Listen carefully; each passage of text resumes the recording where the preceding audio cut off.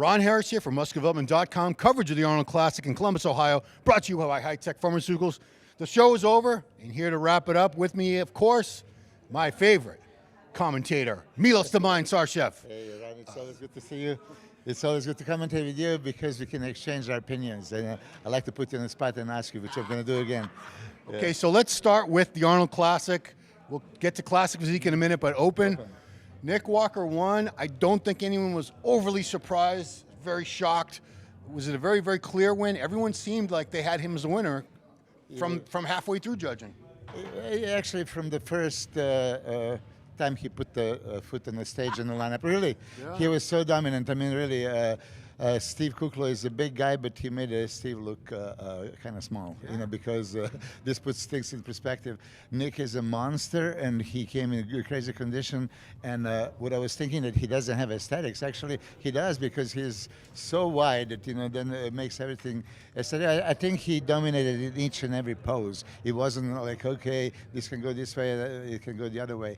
So I was saying earlier, you know, that there is a difference between arrogance and confidence. And he's just a confident young man that believes in his abilities. As he said, he's going to go this year 3 for 3. He believes he can win the Olympia. Yeah. You know what? If you had told, I've been hearing that from him for a while, and even a week ago I would have said, he's crazy. There's no way he can't win the Olympia. Come on. But now I'm thinking, maybe. I mean, Rami's huge, but Nick is huge too. Yes. Wide, crazy arms.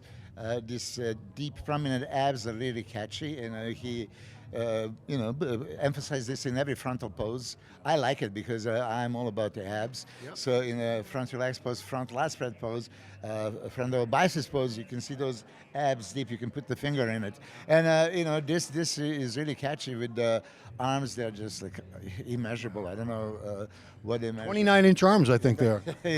I wouldn't be surprised. But look, Nick put himself in contention because if you think Hadi Chupin, yeah, you know, Brandon Curry, yeah, can he stand right next to them? Hell yes. Yeah. So now it's a different story. Two weeks from this day, he's already in condition. He's peaked twice this year perfectly, and I know that Matt Jansen with him is doing a fabulous job. Actually, Matt is doing a fabulous job with everybody. Yeah. With Sean Clarida, and yeah. So the camp is unbelievable. They're producing results in great champions. Even about 5-6 hours ago, I was live, and the Walker fans were coming on saying he's got the Olympia. I'm like, no, guys, come on. I didn't even think top 3 because I'm thinking he's not going to beat Hadi, he's not going to beat Brandon. But now, yes, dude, I'm becoming more of a Nick Walker fan by the minute. But let's get into second. I tell you, I saw Nick Walker backstage, and I had to tell him, like, look, Nick, you made me a believer, because even in some interview before, I didn't think, like you said, that he is capable of cracking like top 3 at Olympia. And now, after seeing this live with my own eyes and how dominant he was today, hey, he's going to steer up that Olympia top placings. Yes. Absolutely. So things got a little interesting. During the judging, it looked like Steve Kukla was a very, very solid second. The last call-out was just Kukla and Nick, and Steve ran them through the poses, the mandatories, I think 3 times in a row. Yeah. So I was very, very sure Steve Kukla was either going to be first or second. Well, I thought Nick was going to win, but I thought Steve was definitely going to be second. Ian Valliere surprised me. Just like Texas, he beat him again. How do you think Ian got ahead of him today? Well, listen, it's guaranteed that Steve was second after the prejudging. It's guaranteed because, as you said, if you're the only one called next to the winner, it's between you and that winner. So he was second. I was analyzing once they came tonight to the stage. I think that initially Steve also improved. He was fuller and he was, quite tight. At the prejudging, he was fading, and that's one thing about Steve that I've seen, that he could fade.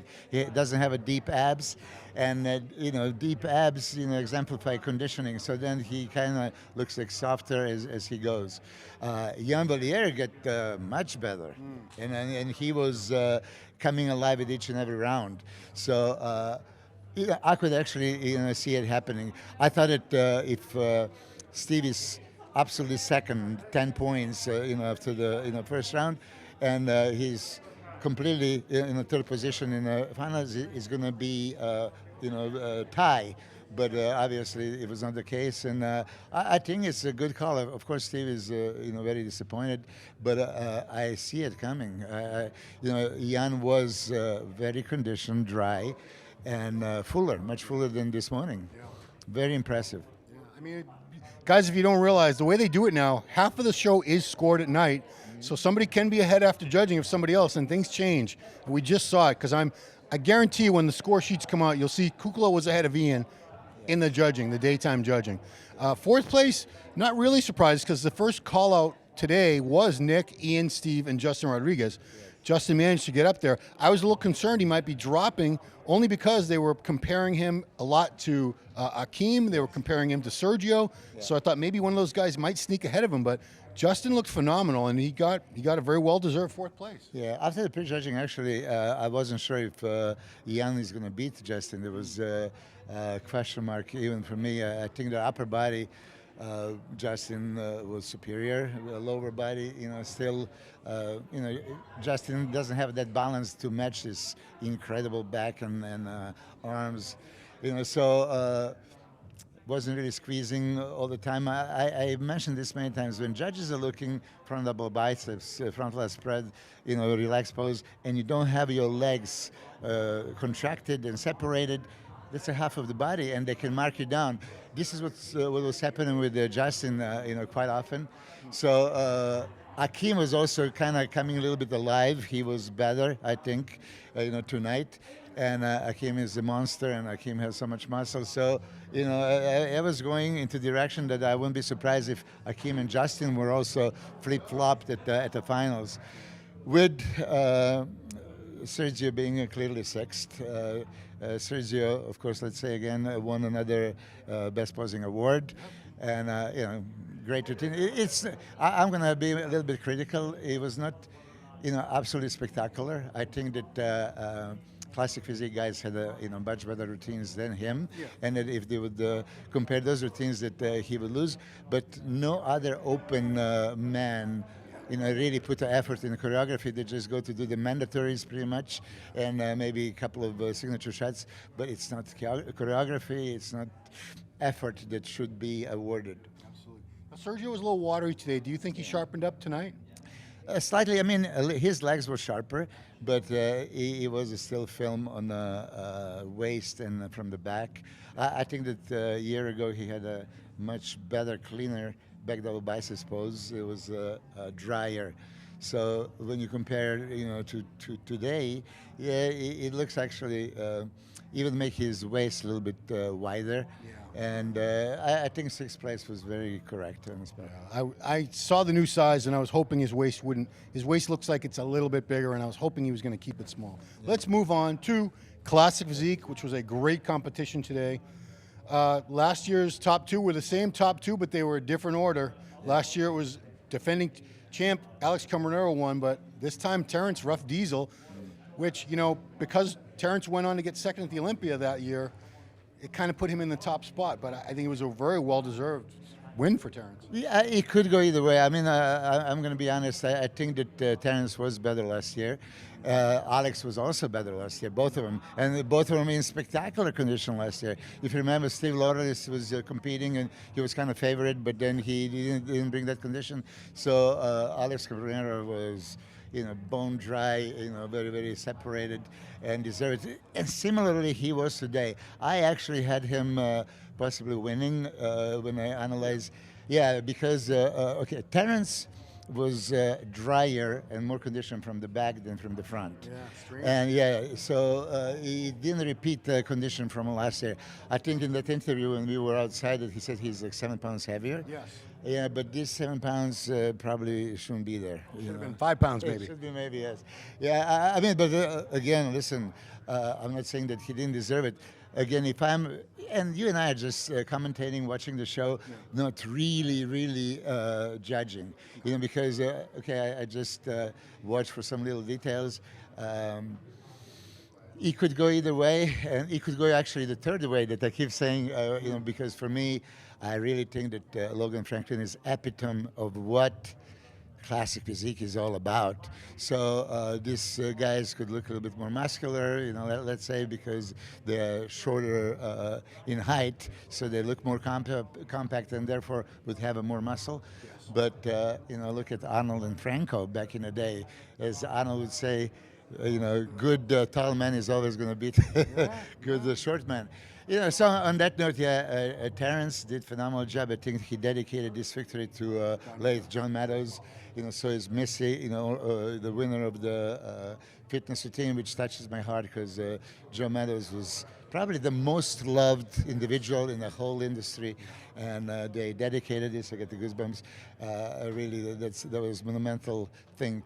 And I did want to say that touchy interview that Arnold had with Ronnie Coleman, that you see Ronnie Coleman in tears. When did you see that? I mean, it was really something special. But back to the classic physique. Logan. Let's talk about Logan. Logan. First of all, he got the Best Poser Award, and to beat Terrence Ruffin for Best Poser Award, that's not easy. No, but he did. I liked his routine a lot. That's exactly. I mean, Terrence is considered the best poser nowadays, really, and he proved it. Some of the posing routines that he posted, I remember 2 years ago, a year ago, was, oh my God, this is like putting every little detail, every moment, every facial expression, energy, drama, sequence of poses. A lot of poses, like I said, it's not the same you're doing just any pose. You have to pick the pose that exemplifies your physique to the best of your capacity, right? But then 10 poses can be just repeated in whichever order. It has to be logical order. So this is something that Terence was doing. But I think that Logan outdid him even in that. Logan's routine, and people, I put this on my Instagram like best routine of all time, and it's Milos wrote, you're smoking, you're crazy, But if I analyze that routine with anybody, Mohammed Bakhavi, had some great routine, if you remember, very memorable. Lila Barada, yes, they still fell short to perfection of every angle, every turn, facial expression. The stage presentation, angles, fingers, smiles. I mean, really, Logan was so bummed out because in one pose he lost his footing for like a second.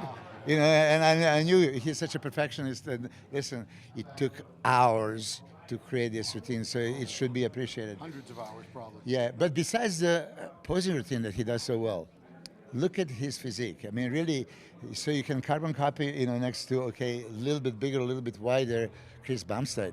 But, so this is what I think classic physique is going in that direction. So, yeah, he is still not there, but he's climbing up, closing the distance, as he says. And look, there was most wonderful for me to see that Chris Bumstead recognized his improvements, put on his Instagram. Listen, the improvements are 10 out of 10. Oh, wow. So this kind of healthy competition and respect is wonderful to see.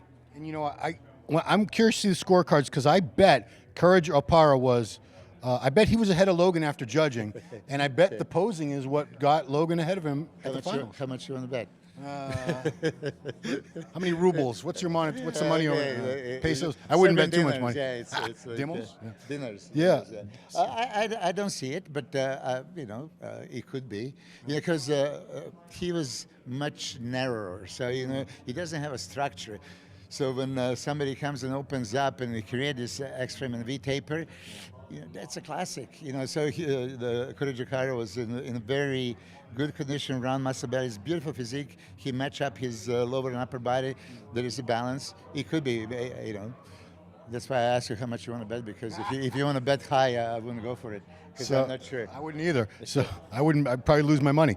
So fifth place, Brian Jones, was a little surprised, only because I've been following on Instagram, and I thought I had him as probably the favorite to win this based on what I was seeing, but condition wasn't what I was looking for. He wasn't as lean and tight as he was at the Olympia last year, and it possibly cost him the win. Still a phenomenal physique on Brian, Lord Jones, but man, I think he dropped the ball. I think if he was sharper, this might have been a battle between him and Terrence. I think you see sometimes when you put those upcoming pictures on Instagram and present your shape and condition, probably judges also see that. Yeah.